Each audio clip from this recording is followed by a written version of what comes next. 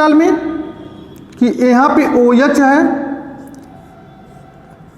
और पैरा के पोजीशन पे NO2 ग्रुप को हम ऐड कर रहे हैं यहाँ पे N डबल बॉन्ड O पर निगेटिव चार्ज प्लस चार्ज और यहाँ डबल बॉन्ड है, ऑल्टरनेट डबल बॉन्ड है, पैरा के पोजीशन पे है।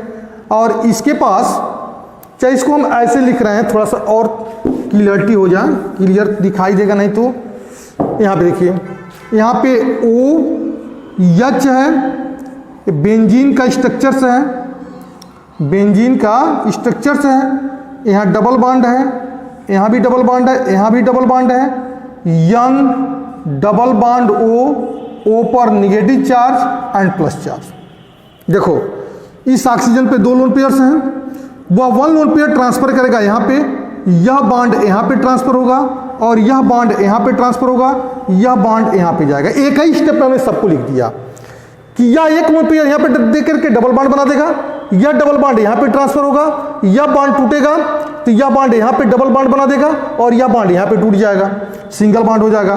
तो हमको मिलेगा क्या कि H O पर प्लस चार्ज, ध्यान दीजिएगा, डबल बॉन्ड या बेंजीन का स्ट्रक्चर से है, यहाँ भी डबल बॉन्ड, यहाँ भी double bond, double bond, clear है। अब यह हो जाएगा हमारा निगेटिव चार्ज, ये भी, और ये भी क्या हो जाएगा हमारा निगेटिव चार्ज प्लस चार्ज।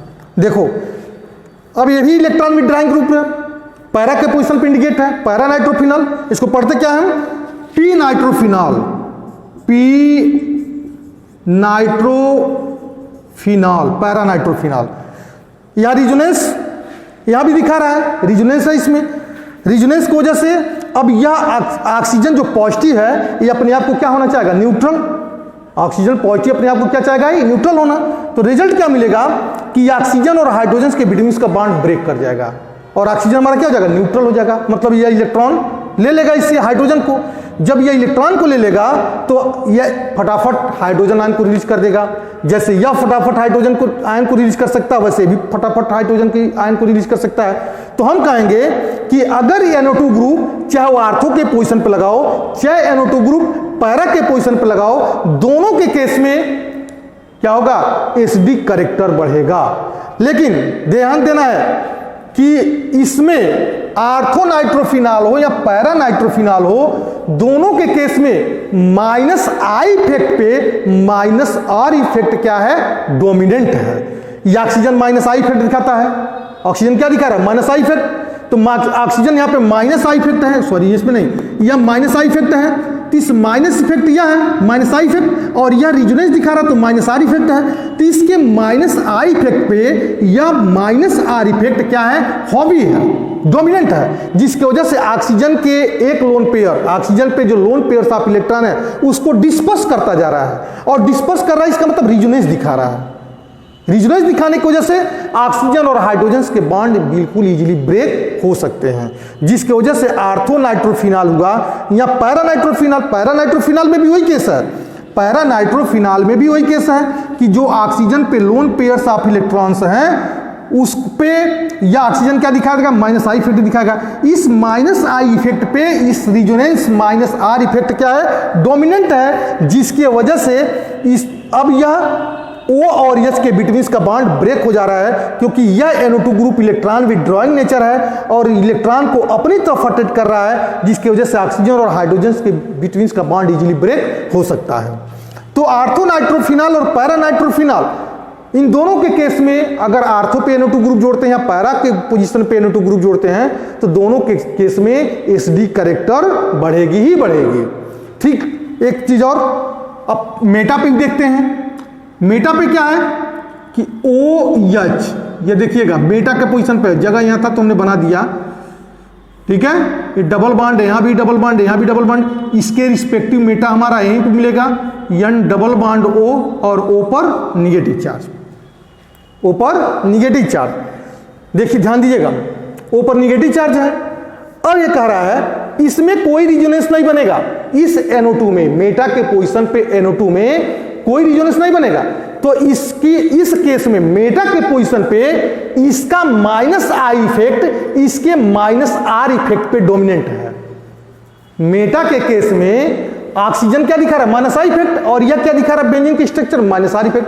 तो माइनस आर इफेक्ट पे माइनस आई इफेक्ट क्या है, हॉबी है। और यह इलेक्ट्रॉन को कैसे अपनी तरफ अट्रैक्ट कर रहा है, ठीक है, ऐसे इलेक्ट्रॉन को अपनी तरफ अट्रैक्ट कर रहा है। यहाँ कोई भी चेंजिंग नहीं हो रही, रिजोनेंस का कोई चेंजिंग नहीं हो रहा है। तो हम कहेंगे कि अगर आर्थो मेटा पैरा तीनों दे दिया जाए, उसे तो भाग्य खराब रहेगा तभी जो मिलेगा, नहीं तो आर्थो और मेटा ही देता है, यहाँ पैरा मेटा देता है। आर्थो और पैरा, आर्थो पैरा को एक साथ इंक्लूड नहीं करेगा, क्योंकि इन दोनों में एसिडिक कैरेक्टर का बहुत थोड़ा सा डिफरेंसेस होता है।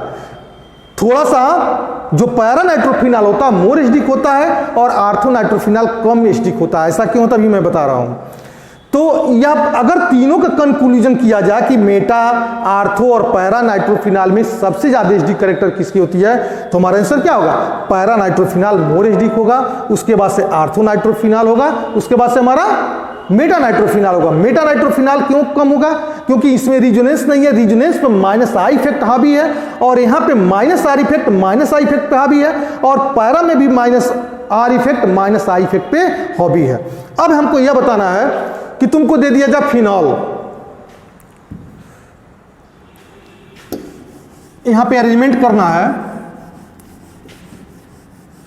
अरेंजमेंट किसका किसका करना है हम बता रहे हैं। अरेंजमेंट करना है, हमारे पास है फिनॉल, फिनॉल दे देगा, फिर लिख देगा ORTHO, ortho nitrophenol, ortho nitrophenol, फिर दे देगा पैरा नाइट्रोफिनॉल, पैरा नाइट्रोफिनॉल, ठीक है। और एक यहां दे देगा अल्कोहल भी दे दें, alcohol, alcohol, phenol, ortho nitrophenol, para nitrophenol. इसको अरेंजमेंट करो किस फॉर्म में, सबसे ज्यादा एसिडिक कैरेक्टर किसका है, इंक्रीजिंग ऑर्डर में। किस फॉर्म में, इंक्रीजिंग ऑर्डर में। इंक्रीजिंग ऑर्डर में मतलब इंक्रीज करने में, इंक्रीज जो कर रहा है। तो सबसे कम अगर जिसकी एसिडिक कैरेक्टर होगी वह तो आप जान रहे हैं कि अल्कोहल का, क्योंकि अल्कोहल और एल्कोक्साइड आयन दोनों की एसिडिक कैरेक्टर क्या है, कम है। सॉरी, अल्कोहल और एल्कोक्साइड आयन दोनों रिजोनेंस नहीं शो करते हैं, जिसकी वजह से अल्कोहल की एसिडिक कैरेक्टर सबसे कम है। उसके बाद आता है फिनॉल, इससे ज्यादा एसिडिक कैरेक्टर कौन होगा, फिनॉल होगा, क्योंकि phenol are stabilize by the resonance, और जो जितना ही ज्यादा रिजोनेंस दिखाता है उसकी स्टेबिलिटी उतनी ही ज्यादा होती है। तो इससे ज्यादा रिजोनेंस इसका बनेगा, इससे मतलब ये रिजोनेंस, इसका रिजोनेंस बनेगा नहीं, इससे रिजोनेंस दिखाएगा, तो इसकी एसिडिक कैरेक्टर ज्यादा होगी। अब इससे ज्यादा एसिडिक कैरेक्टर किसकी होगी, तो पैरा नाइट्रोफिनॉल की होगी, क्योंकि पैरा नाइट्रोफिनॉल में हमने बताया ही है, पैरा नाइट्रोफिनॉल मोर एसिडिक क्यों है आर्थो नाइट्रोफिनॉल से, अभी हम डिस्कस कर रहे हैं। तो पैरा नाइट्रोफिनॉल की होगी, और इसके बाद आता है आर्थो नाइट्रोफिनॉल। इन दोनों में थोड़ा सा डिफरेंसेस है कि para nitrophenol intermolecular hydrogen bonding बनाता है, और ortho nitrophenol intramolecular hydrogen bonding बनाता है। कैसे, देखो यहां पे इस स्ट्रक्चर में देखो, यह आर्थो नाइट्रोफिनॉल है। होता क्या है कि यह ऑक्सीजन जो निगेटिव चार्ज है, इस ऑक्सीजन और हाइड्रोजन के बिटवीन में एक टेम्परेरी इंट्रामॉलिक्यूलर हाइड्रोजन बॉन्डिंग बन जाता है। ध्यान दीजिएगा, आर्थो नाइट्रोफिनॉल के केस में जो ऑक्सीजन निगेटिव चार्ज बना हुआ है रिजोनेंस के द्वारा, तो यह और इस हाइड्रोजन के बिटवीन, जो कि पोजीशन बहुत नजदीक होता है, इस फंक्शनल ग्रुप जो जुड़ा है OH और यह NO2 ग्रुप जुड़ा है आर्थो के पोजीशन, इनके दोनों के बिटवीन में क्या है, डिफरेंसेस कम होते हैं। और जब डिफरेंसेस कम होते हैं तो इस ऑक्सीजन और हाइड्रोजन के बिटवीन में जो बॉन्ड बनता है हाइड्रोजन बॉन्डिंग, उस बॉन्डिंग को बोलते हैं इंट्रामॉलिक्यूलर हाइड्रोजन बॉन्डिंग। इस बॉन्डिंग को बोलेंगे intramolecular hydrogen bonding, intra molecular hydrogen bonding, hydrogen bonding,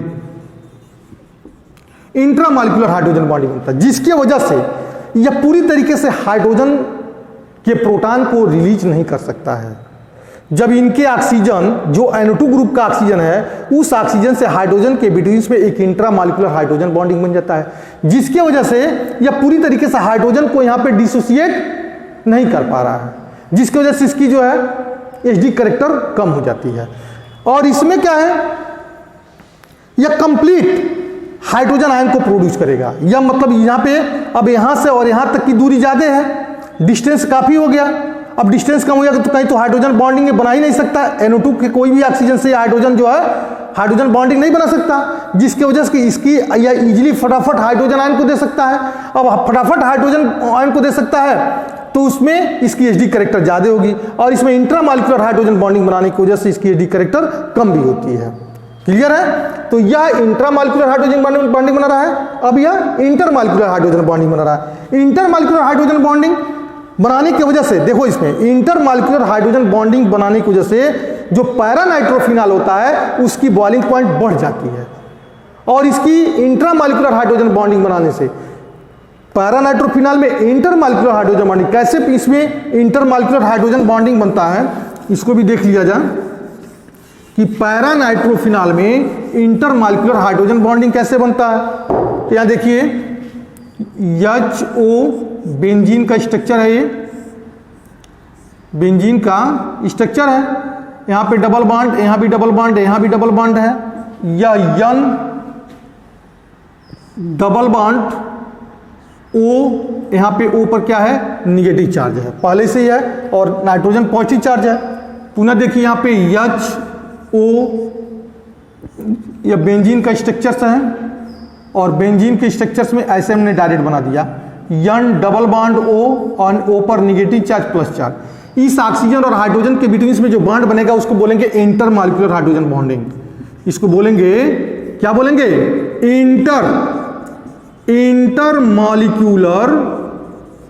intermolecular hydrogen bonding. अब इंटरमॉलिक्यूलर हाइड्रोजन बॉन्डिंग काफी स्टेबल होता है। इंटरमॉलिक्यूलर हाइड्रोजन बॉन्डिंग एक ना पैरा नाइट्रोफिनॉल का मॉलिक्यूल यह है, दूसरा पैरा नाइट्रोफिनॉल का मॉलिक्यूल यह है, दोनों मॉलिक्यूल के बीच में इंटरमॉलिक्यूलर हाइड्रोजन बॉन्डिंग बन गया। इसका निगेटिव इसके हाइड्रोजन से, मतलब इस फिनॉल के हाइड्रोजन से क्या किया, जुड़ गया, जिसकी वजह से जो पैरा नाइट्रोफिनॉल होता है उसकी बॉइलिंग पॉइंट बढ़ जाती है। क्योंकि इंट्रामॉलिक्यूलर, इसमें क्या था हमारा दिखा रहे थे, इंट्रामॉलिक्यूलर हाइड्रोजन बॉन्डिंग दिखा रहे थे, क्या दिखा रहे थे इसमें, इंट्रामॉलिक्यूलर हाइड्रोजन बॉन्डिंग, यानी डबल बॉन्ड, यहाँ पे O था, H था, प्लस चार्ज था, तो इसमें इंट्रामॉलिक्यूलर हाइड्रोजन बॉन्डिंग बन रहा था, और इसमें इंटरमॉलिक्यूलर हाइड्रोजन बॉन्डिंग बन रहा है। अब intermolecular hydrogen bonding stronger bond है इंट्रामॉलिक्यूलर हाइड्रोजन बॉन्डिंग के द्वारा, जिसकी वजह से इंटरमॉलिक्यूलर हाइड्रोजन बॉन्डिंग की बॉइलिंग पॉइंट ज्यादा होती है इंट्रामॉलिक्यूलर हाइड्रोजन बॉन्डिंग से। अगर दोनों एक बीकर में दोनों पड़े हुए हैं, मतलब एक बीकर है जिसमें इंटर पैरा नाइट्रोफिनॉल भी है और आर्थोनाइट्रोफिनॉल भी है, तो दोनों को तुमको सेपरेशन करना है। तो सेपरेशन जब करेंगे, जब उसको हीट करेंगे, जब इन बीकर को जिसमें दोनों मिले हुए हैं आर्थोनाइट्रोफिनॉल और पैरा नाइट्रोफिनॉल, तो दोनों को हीट करेंगे तो जो सबसे पहले बॉयल होगा वह जो इंट्रामॉलिक्यूलर हाइड्रोजन बॉन्डिंग बना रहा है वह पहले आएगा, यानी कि आर्थोनाइट्रोफिनॉल पहले निकलेगा, और पुनः जो बीकर में क्या बच जाएगा, intermolecular hydrogen bonding containing para nitrophenol. तो हम कभी कभी पूछता है कि इंटरमॉलिक्यूलर हाइड्रोजन बॉन्डिंग और इंट्रामॉलिक्यूलर हाइड्रोजन बॉन्डिंग में किसकी बॉइलिंग पॉइंट ज्यादा होगी, तो हम कहेंगे कि इंटरमॉलिक्यूलर हाइड्रोजन पैरा नाइट्रोफिनॉल और आर्थोनाइट्रोफिनॉल में किसकी बॉइलिंग पॉइंट ज्यादा होगी, तो हम कहेंगे पैरा नाइट्रोफिनॉल की बॉइलिंग पॉइंट ज्यादा होगी, क्योंकि इसमें इंटरमॉलिक्यूलर हाइड्रोजन बॉन्डिंग है, जबकि आर्थोनाइट्रोफिनॉल में क्या है, इंट्रामॉलिक्यूलर हाइड्रोजन बॉन्डिंग है। ठीक है, intermolecular hydrogen bonding para nitrophenol की एचडी कैरेक्टर ज्यादा होती है, क्योंकि वह इजीली हाइड्रोजन साइंस यहां से रिलीज हो सकता है, कोई भी बॉन्ड इटसेल्फ नहीं बना सकता है, सेम मॉलिक्यूल के साथ कोई भी बॉन्डिंग नहीं बना सकता है। लेकिन आर्थोनाइट्रोफिनॉल में यह हाइड्रोजन ऑक्सीजन से अटैचमेंट होकर के क्या बना देगा, क्या बना देगा, ये बॉन्ड बना देगा, हाइड्रोजन बॉन्डिंग बना देगा। जब हाइड्रोजन बॉन्डिंग बना देगा तो यह जो है इजीली हाइड्रोजन आयन को यहां से रिलीज नहीं होगा, और जिसकी वजह से इसकी एचडी कैरेक्टर कम हो जाती है। तो यह हो गया हमारी बात। तो इसमें आर्थोनाइट्रो एल्कोहल सबसे कम एचडी का है, इससे ज्यादा एचडी कैरेक्टर फिनॉल है, उससे ज्यादा एचडी कैरेक्टर पैरा नाइट्रोफिनॉल है, फिनॉल से फिनॉल एल्कोहल से ज्यादा एचडी कैरेक्टर फिनॉल है, और फिनॉल से ज्यादा एचडी कैरेक्टर कौन है, आर्थोनाइट्रोफिनॉल, और आर्थोनाइट्रोफिनॉल से ज्यादा एचडी कैरेक्टर हमारा पैरा नाइट्रोफिनॉल हो गया। ठीक है, पैरा नाइट्रोफिनॉल मोर एचडी कैरेक्टर होता है आर्थोनाइट्रोफिनॉल से, और इसकी pKa वैल्यू भी कम होती है, इसकी pKa वैल्यू, क्योंकि इसमें एक फार्मूला होता है, तुम फर्स्ट ईयर में पढ़ोगे, pKa equal to minus log Ka, power of acid dissociation constant equal to minus log acid dissociation constant. pKa value जितनी कम होगी तो Ka की वैल्यू बढ़ेगी, और जब Ka की वैल्यू बढ़ेगी तो वह एसिड उतना ही स्ट्रांगर होता जाएगा। मतलब pKa की वैल्यू जितना ही कम होगी उसकी एसिडिक स्ट्रेंथ उतना ही ज्यादा होगी। तो पैरा नाइट्रोफिनाल की pKa वैल्यू कम होती है इसलिए मोर एसिडिक होता है, और आर्थो नाइट्रोफिनाल की pKa वैल्यू ज्यादा होती है इसलिए लेस एसिडिक होता है इसके कंपैरिजन में। ठीक है, अब हम कंपेयर करेंगे कार्बोक्सिलिक एसिड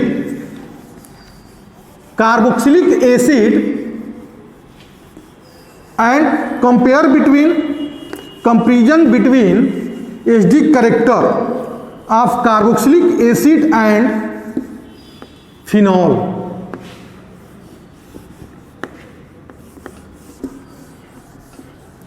फिनॉल और कार्बोक्सिलिक एसिड के बिटवीन में कंपेयर करना है on the basis of acidic character, on the basis of acidic character.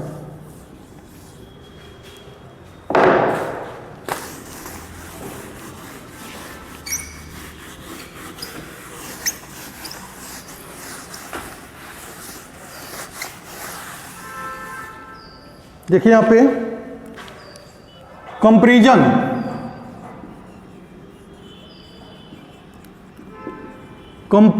Of acidic character, comparison of acidic character between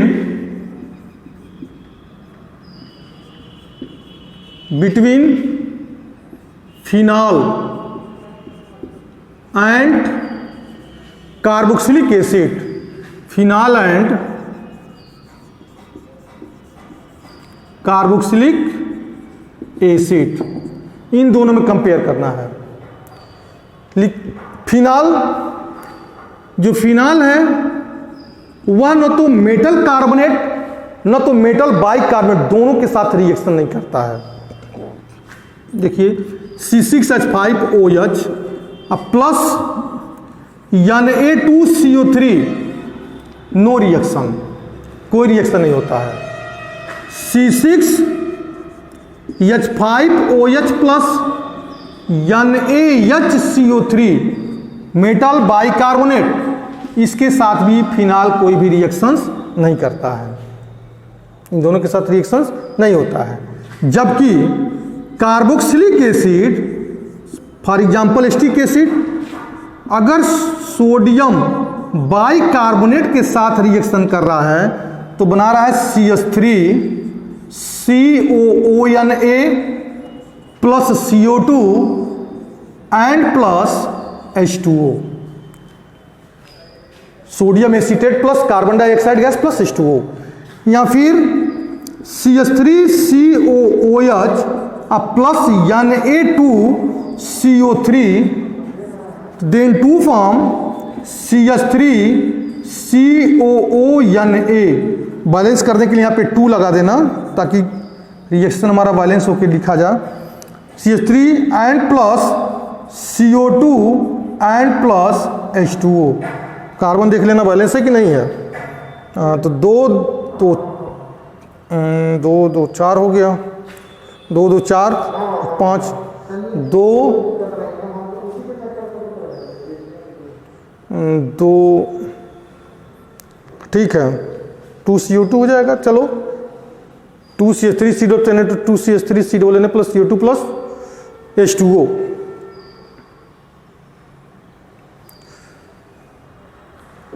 ठीक है, 2 2 4 2 6 2CO2 कर देना, 2CO2 ये हो जाएगा हमारा। अब देखो इसमें यह एसिटिक एसिड सोडियम बाइकार्बोनेट के साथ भी रिएक्शन कर रहा है। कार्बोक्सिलिक एसिड सोडियम कार्बोनेट के साथ भी रिएक्शन कर रहा है, लेकिन फिनॉल न तो मेटल कार्बोनेट न तो मेटल बाइकार्बोनेट, इन दोनों के साथ रिएक्शन यह नहीं कर रहा है।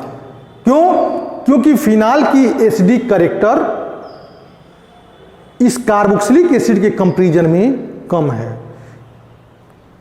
कार्बोक्सिलिक एसिड के कंपैरिजन में फिनाल की जो एसिडिक कैरेक्टर कम है, और इसको प्रूव कर सकते हैं सोडियम कार्बोनेट और सोडियम बाइकार्बोनेट के रिएक्शन के द्वारा। ठीक है, तो इस टाइप से हम comparison of acidic character between phenol and carboxylic acid को भी हमने एक्सप्लेन किया। Okay, that's all.